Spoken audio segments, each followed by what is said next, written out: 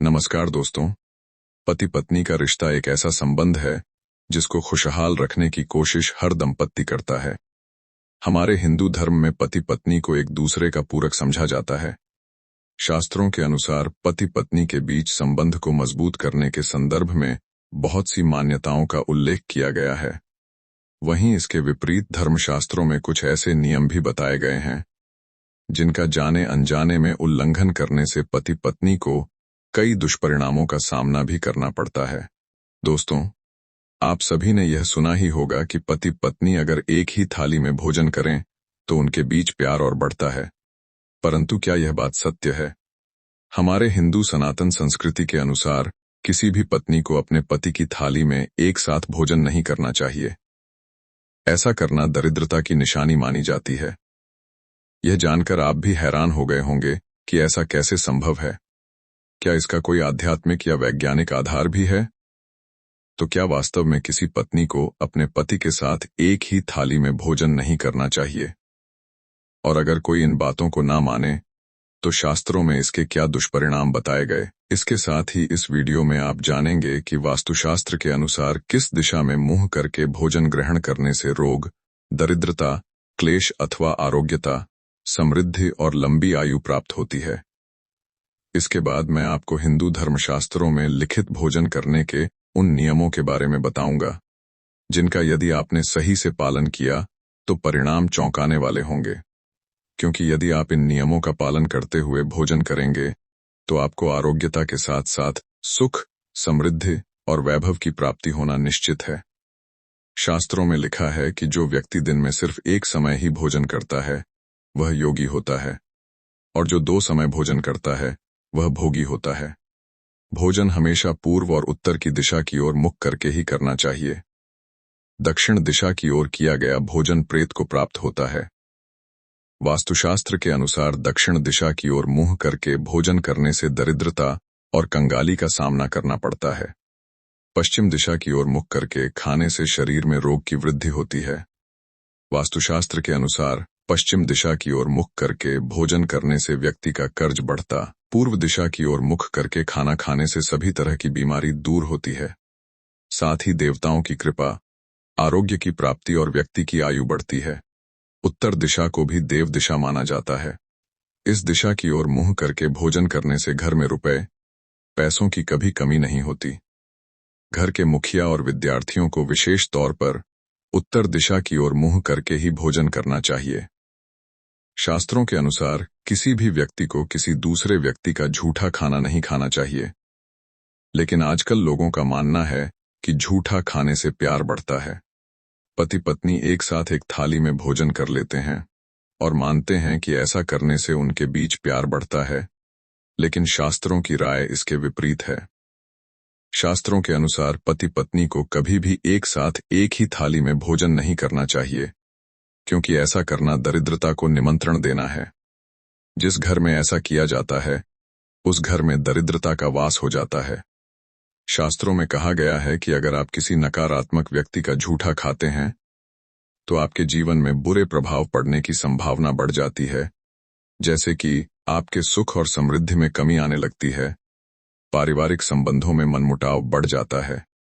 क्योंकि जब हम किसी व्यक्ति का झूठा खाते हैं और अगर वह व्यक्ति अशुद्ध विचारों वाला होता है तो उसके अशुभ विचार हमारे ऊपर प्रभाव डालने लगते हैं। ज्योतिष शास्त्र के अनुसार हर एक व्यक्ति की कुंडली में एक भाग वाणी का, मुख का, धन की बचत का और जीवन में मिलने वाले सुखों का होता है। जब यह भाग नकारात्मक कारणों से प्रभावित हो जाता है तो व्यक्ति के जीवन में इसके दुष्परिणाम सामने आने लगते हैं। किसी व्यक्ति का झूठा खाने से हमारे धन क्षेत्र में घटोतरी होती है। इसीलिए हमें किसी भी व्यक्ति का झूठा नहीं खाना चाहिए। शास्त्रों के अनुसार अगर कोई व्यक्ति भोजन की थाली को लांघ कर चला गया है तो उस प्रकार के भोजन को करने से बचना चाहिए, क्योंकि वह भोजन कीचड़ के समान माना गया है। उस भोजन को करने से शरीर को बल प्राप्त नहीं होता, इसलिए ऐसी थाली में लगे भोजन को ग्रहण नहीं करना चाहिए। अच्छा होगा कि उस भोजन को जानवरों को दे दें। अगर भोजन से लगी थाली में किसी का पैर लग जाए तो भी ऐसा भोजन खाने योग्य नहीं होता। ऐसे भोजन को ग्रहण करने से बचना चाहिए, अन्यथा दरिद्रता की आशंका बनी रहती है। वहीं अगर खाते वक्त भोजन में से बाल निकल आए तो ऐसा खाना खाने योग्य नहीं होता, वह दूषित हो जाता है। ऐसा भोजन खाने से व्यक्ति को धन की हानि का सामना करना पड़ता है। तो दोस्तों, आइए अब भोजन करने के उन विशेष नियमों को जान लेते हैं जिनका वर्णन महाभारत के अलावा कई अन्य हिंदू धर्म ग्रंथों में भी किया गया है। शास्त्रों में लिखा है कि अगर कोई मनुष्य इन नियमों का पालन करते हुए भोजन करता है तो उसे आरोग्य प्राप्त होता ही है। इसके साथ ही देवी देवताओं के आशीर्वाद से उसके जीवन में सुख, समृद्धि और वैभव की भी प्राप्ति होती है। शास्त्र में बताए गए ये नियम वैज्ञानिक दृष्टिकोण से भी परिपूर्ण हैं, क्योंकि आज का विज्ञान भी इन नियमों को बिल्कुल सही मानता है। इसलिए आप भी भोजन करते समय इन नियमों का पालन अवश्य करें। तो आइए, बिना देर किए भोजन के उन नियमों को जान लेते हैं। दोस्तों, हर व्यक्ति को भोजन करने से पहले अपने दोनों हाथ, दोनों पैर और मुख को अच्छी तरह से धोकर ही भोजन करना चाहिए। वास्तुशास्त्र में गीले पैरों के साथ भोजन करना अच्छा माना गया है। इससे स्वास्थ्य अच्छा रहता है और आयु बढ़ती है। भोजन से पहले अन्न देवता, अन्नपूर्णा माता एवं अपने इष्ट देवता की स्तुति करके उनका धन्यवाद करते हुए और सभी भूखे प्राणियों को भोजन प्राप्त हो, ईश्वर से ऐसी प्रार्थना करके ही भोजन की शुरुआत करनी चाहिए।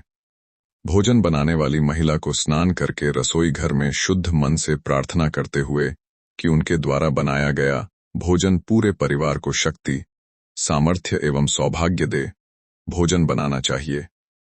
भोजन बनाने के बाद अग्रासन के रूप में सबसे पहले 3 रोटी एक गाय के लिए, एक कुत्ते के लिए और एक कौवे के लिए अलग निकालकर रख देनी चाहिए।